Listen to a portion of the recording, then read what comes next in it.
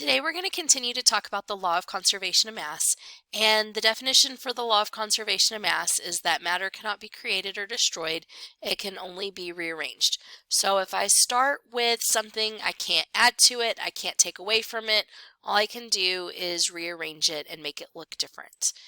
So when we talk about the law of conservation of mass, we look at it really in two aspects. The first aspect is dealing with specific types and numbers of atoms. So for example, if I have 10 hydrogens on the reactant side, I have to end up with 10 hydrogens on the product side. So we look at it atom for atom. The other way that we look at it is in terms of actual mass. So if I have 20 grams of mass on the reactant side, I have to have 20 grams of mass on the product side. So today we're going to look at several examples that deal with just mass, not looking at the atoms, not counting atoms on each side, but really just focusing on if I have 10 grams of mass on the reactant side, I need to finish with 10 grams of mass on the product side. So when we do that, we look at these examples. We want to look at that yield sign like it's a wall. So whatever I have on one side of the wall, I have to have on the other side of the wall. So when we look at this specific equation, we see that we have our reactants.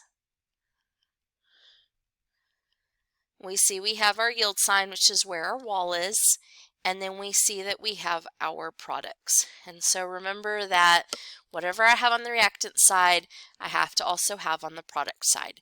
So I see that P4's mass is 4 grams, and O2's mass is 3 grams. And so I add that together, and that gives me 7 total grams on the reactant side. So if I have 7 total grams of mass on the reactant side, when I come over here to the product side, I also have to have 7 grams. So the mass of P4O10 is going to be 7 grams. Okay, so now in this example it looks a little bit different. We've got our reactants, we've got our yield sign, we've got our products. So we're going to draw our wall, and we see that on the reactant side there's nothing to add. We have a plain 25 grams of mass.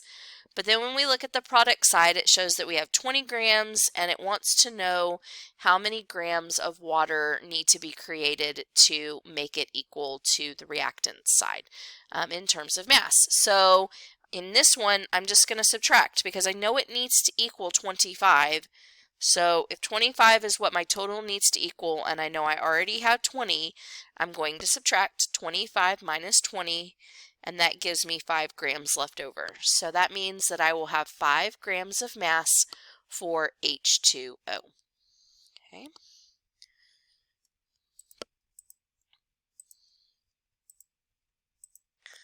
All right, so in this next example it says in the reaction below I have 5 grams of sodium, and it is going to react with 2 grams of oxygen. So when I draw that out, here's my wall. I have 5 grams of sodium, I have 2 grams of oxygen, and it wants to know how much I'm going to have in terms of 2Na2O. So on my reactant side, I'm going to add 5 plus 2 because that's all of the mass that's on the reactant side, and that gives me a total of 7 grams. So if I have 7 grams on the reactant side, that means that I have to have 7 grams on the product side. Okay, let's do one more example together. It says how many grams of NaCl complete the reaction. So again, we have our reactants, we have our yield sign, we have our products. On the reactant side, we know we have 5 plus 15, so we have a total of 20 grams. If we have 20 grams on the reactant side, we need to have 20 grams on the product side. So 20 minus 9 is going to equal 11.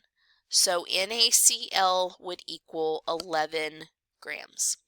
So what I would like for you to do is get the worksheet that looks exactly like this warm-up that we just went over, and you are going to calculate how many total grams are needed for the missing boxes. If you have any questions, refer back to this video.